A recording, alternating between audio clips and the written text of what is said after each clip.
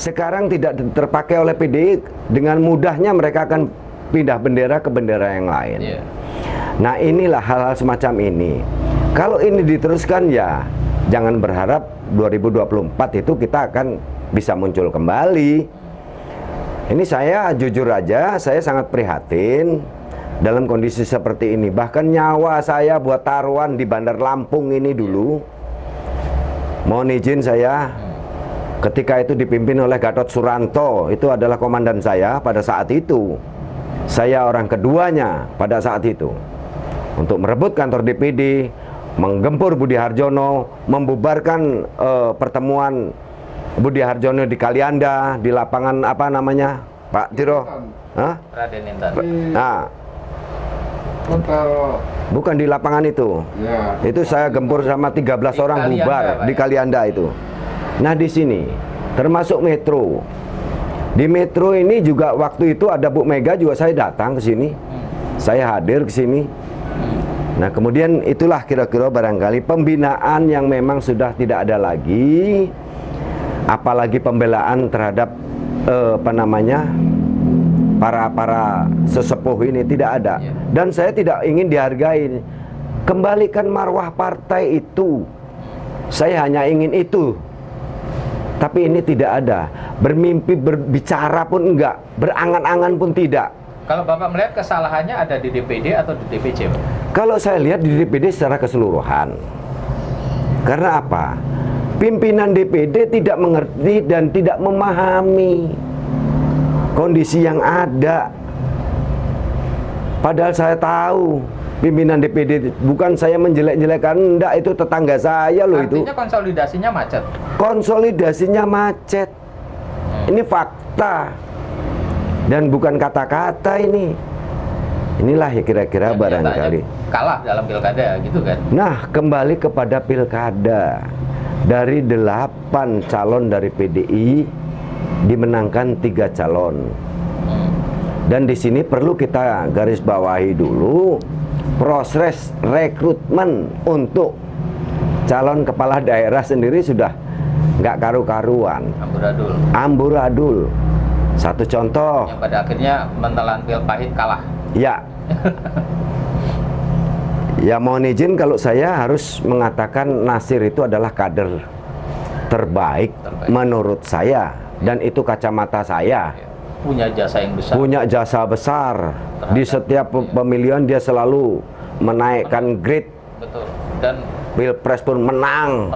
Terakhir sebelum 3 atau 4 bulan sebelum mencalonkan diri menjadi kepala daerah, dia sudah menghibahkan kantor itu. Saya pun diundang pada saat itu. Membuatkan kantor DPC yang selama ini memang belum punya. Tapi apa yang terjadi? Apa yang terjadi di sini? Ternyata rekomendasi dari Jakarta diberikan kepada kadernya Demokrat dan bendera orang lain. Lu ada apa ini? Padahal PDI Perjuangan adalah partai pemenang pemilu di situ, di Pesawaran. Pemenang pemilu dan selalu menaikkan pendapatannya.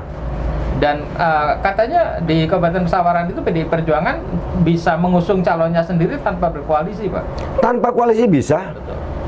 Nah, disinilah kira-kira keprihatinan kita. Apakah saudara-saudara kita di DPP sana tidak melihat atau tidak mendengar, atau mungkin barangkali hanya percaya dengan seseorang atau beberapa orang saja. Ini yang prihatin. Hancur kita kalau seperti ini. Baik. Saya tidak dihargai, tidak jadi masalah buat saya. Tapi kembalikan marwah partai PDI ini. Tolonglah hormati orang-orang tua. Bukan saya tidak ingin. Selama ini saya di PDI belum pernah bayar di PDI ini saya. Berapa puluh tahun saya harus membina kawan-kawan. Terbukti saya mendirikan beberapa organisasi hanya untuk menyatukan kembali para tokoh sesepuh yang memang sudah terbuang, tidak terpakai dan tidak pernah dilirik apalagi tidak akan pernah selamanya. Nah, hal-hal ini kan jadi membuat suatu keprihatinan sangat mendalam bagi pelaku-pelaku sejarah.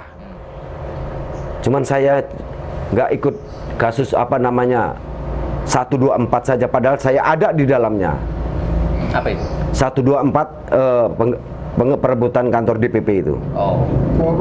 Forum 124 itu. Iya. Saya ada di dalamnya.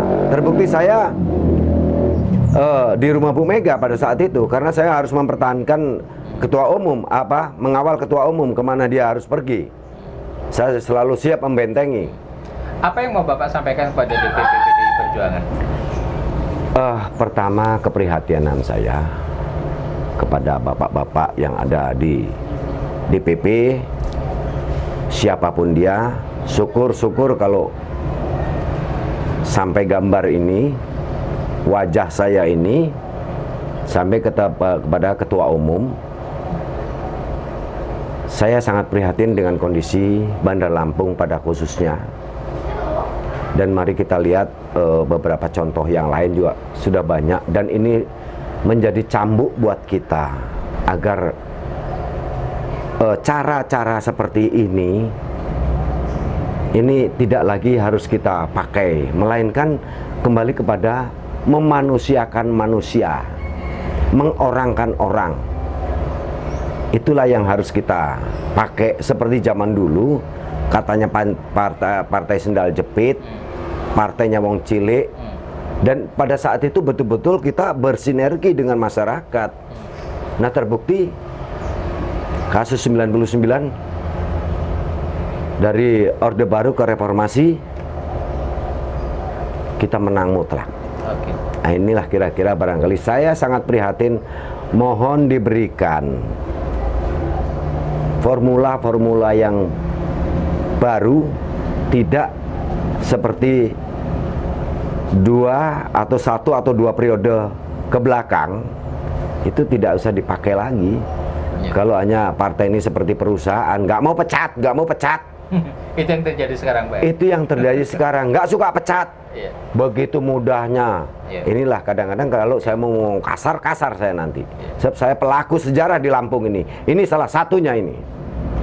Inilah kira-kira barangkali saudara-saudara, bahwa saya sekali lagi prihatin dengan kondisi-kondisi Bandar Lampung dan Lampung pada umumnya.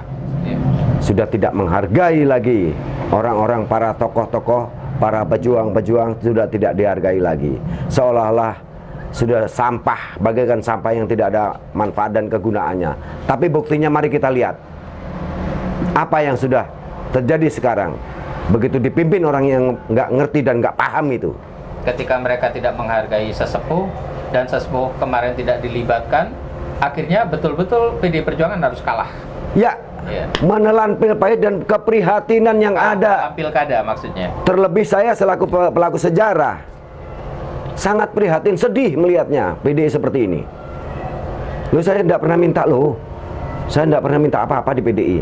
Saya hanya kepingin marwah PDI, tegakkan marwah PDI. Oke. Kembalikan jas merah. Baik. Terima kasih. Baik, terima kasih Pak Tarmuji. Saya biasa panggil beliau Pak Haji. Terima kasih sudah berkenan meluangkan waktu berbincang-bincang dengan kami.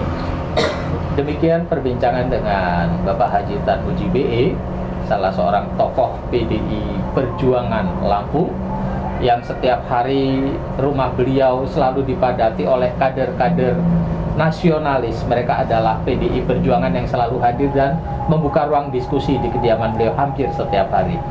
Terima kasih, kita jumpa lagi di kesempatan yang akan datang. Sampai jumpa kembali di Marka NTV.